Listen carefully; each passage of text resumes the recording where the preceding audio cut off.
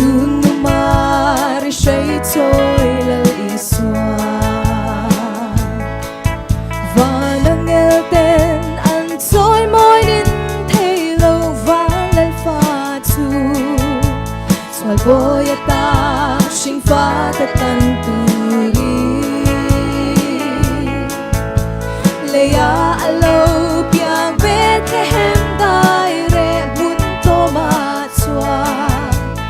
Tan sual tur ti baural menturi Sunung bera ro pui rose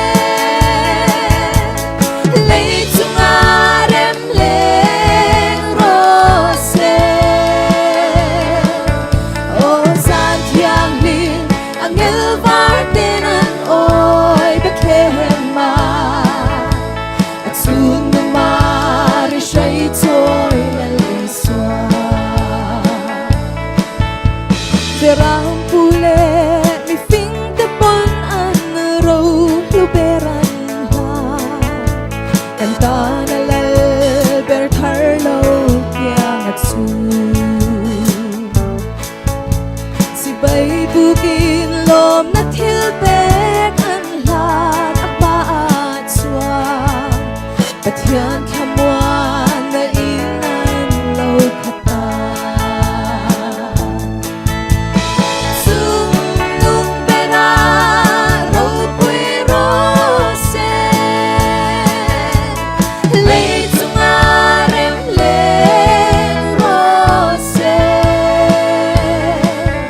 O Santiang lin angel vartenan oi Bethlehem ma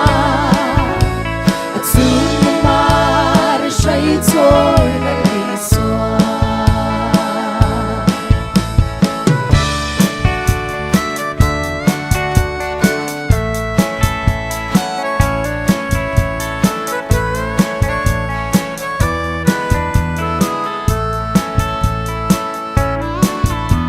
Terang pule